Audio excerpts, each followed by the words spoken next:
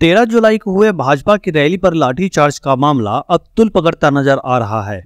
जहां इस लाठीचार्ज पर एक सर्वेक्षण टीम का गठन किया गया है, वहीं हर भाजपा नेता अपनी तरह से इसका विरोध भी कर रहे हैं।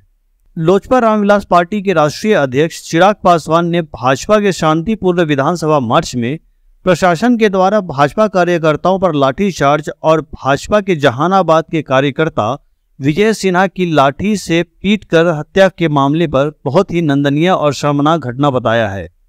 उन्होंने कहा, नीतीश की सरकार तानाशाह सरकार हो गई है। हक मांगने वाले, चाहे वह किसान हो, शिक्षक हो या विरोधी दल के नेता, सभी के साथ नीतीश कुमार अन्याय और अत्याचार कर रहे हैं। इसका जवाब जनता 2024 के चुनाव में देगी। भाई, इससे ज्यादा शर्मनाक और निंदनीय और कुछ नहीं हो सकता।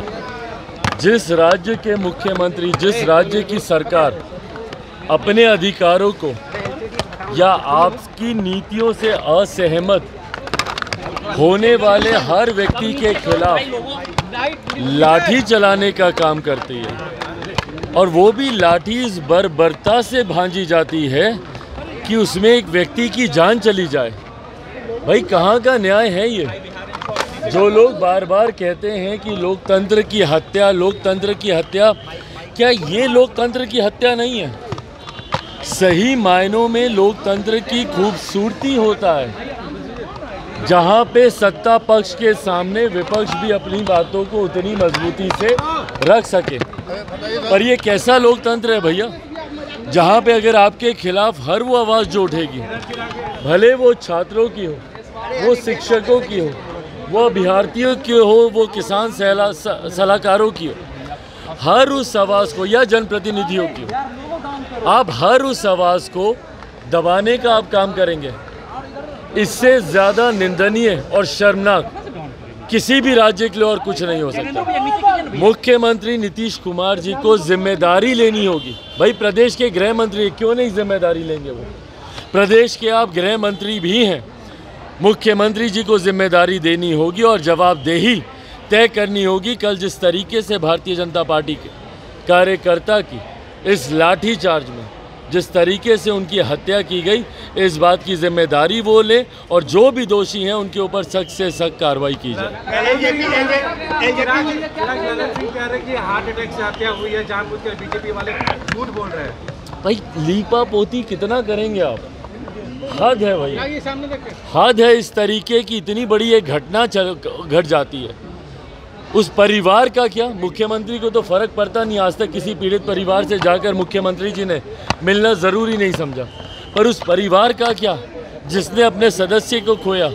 उस परिवार के घर पे कल आप में से कई साथी मौजूद थे, जिस परिवार ने इस बात को बताया कि कैसे सुबह वो तैयार होकर इस कार्यक्रम के लिए वो निकले और शाम को वो व्यक्ति की जगह उस व्यक्ति की लाश उस परिवार वालों के घर पर आती है, अपने घर पर उसकी लाश जाती है। और ऐसे में इस तरीके के बयान देना, भाई थोड़ी तो संवेदना रखिए। राजनीति करते करते करते करते आप इतने ज़्यादा राजनीति में उलझ जाएंगे कि कोई व्यक्ति जिए या मरे तब पर भी आप पे कोई असर नहीं पड़ता। आप लोग इस्तीफे की मांग करेंगे?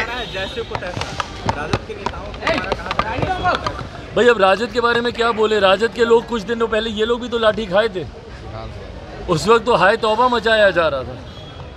उस वक्त जब इनके साथ ये घटना घट रही थी, जब इनके विधायकों को मार्शल के द्वारा जब पकड़ कर बाहर लाया जा रहा था, तो उस वक्त सबसे ज़्यादा परेशान यही लोग थे।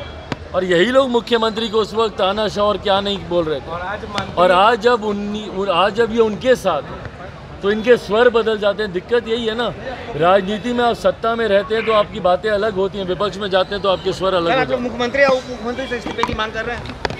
मुख्यमंत्री से इस्तीफा की मांग करेंगे? भाई, मुख्यमंत्री को जिम्मेदारी, मुख्यमंत्री के इस्तीफे की हम कोई मांग नहीं करते भैया।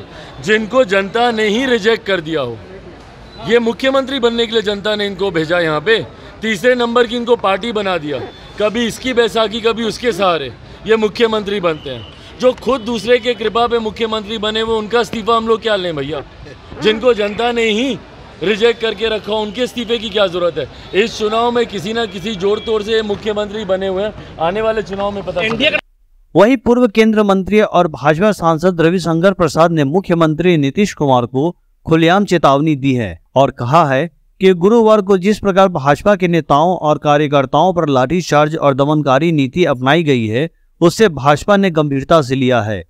उन्होंने कहा है कि मुख्यमंत्री नीतीश कुमार का भी वही हश्र होगा जो अन्य पार्टी के नेताओं का हो रहा है। पंचायत में ममता सरकार में हिंसा हुई, उसकी जांच करने गया था।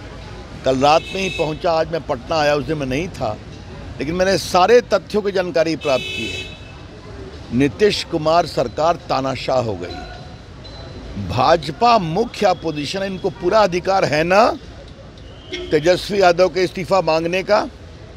दोबारा चार्जशीट हुए हैं, इसी पर तो नीतीश कुमार ने छोड़ा 17 में उनका साथ। शिक्षकों के डोमिसाइल पॉलिसी का, उस पर आप लाठी चलवाएंगे, गिरफ्तार करेंगे, क्या मतलब है इसका? और बेशर्मी की बात करते हैं। ये नीतीश कुमार अपनी पुलिस को और अपने शासन को निरंकुश न बनाइए, वरना आपका हाल भी वही होगा जो बाकी का हुआ है। मैं बंगाल से आ रहा हूँ, ममता जी के खिलाफ कितना जुर्म हम देख रहे हैं। इस प्रकार की हमारे सांसद को पीटा गया, हमारे कार्यकर्ताओं को पीटा गया, महिला कार्यकर्ताओं को पीटा गया। एक हमारा विजय सिपाही शहीद हुआ और उसकी मौत से मजाक किए जा रहे हैं। सारा वीडियो आप लोग के सामने है ना, प्रदर्शन हो रहा था, लाठी कौन चला रहा था, ये कौन बदतमीजी भरी बात कर रहा है कि मिर्चा फेंका गया था? बोल रहा है बिना मतलब की बात। चलिए सर, सवाल एक ही है कि जो घटना हुई उसको लेकर बीजेपी के कार्यकर्ताओं को दोषी ठहराया जा रहा है। कहा जा रहा है कि बीजेपी कार्यकर्ता ने मिर्ची पाउडर फेंका, पत्थर फेंका, पुलिस को बल का प्रयोग करना होगा। साथ ही जो कार्यकर्ता की मौत हुई है उसको भी लेकर कह रहे हैं कि वो जनरल मौत है। पहली बार भारत की राजनीति में किसी हत्या के औचित्य को स्थापित किया जा रहा है। राजनीतिक दलों को अधिकार होता है प्रदर्शन करने का, लेकिन उस प्रदर्शन पर इस तरह का जुल्म किया जाए, इस तरह से हिंसा का उपयोग किया जाए और राज्य पोषित हिंसा का उपयोग किया जाए कि व्यक्ति की सड़क पे हत्या हो जाए।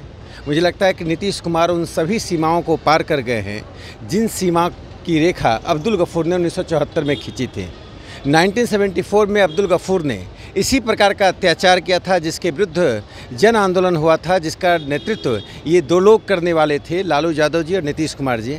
आज वही लोग अब्दुल गफूर की उन कुकृत्यों की पुनरावृत्ति कर रहे हैं, तो जनता भी उसी का जवाब उसी 74 के आंदोलन की तरह देगी। आज भारतीय जनता पार्टी इस स्थिति में आ गई है कि बिहार में अकेले अपने बलबूते पर ऐसी ताकतों को समाप्त करने के लिए तैयार है। Thank you.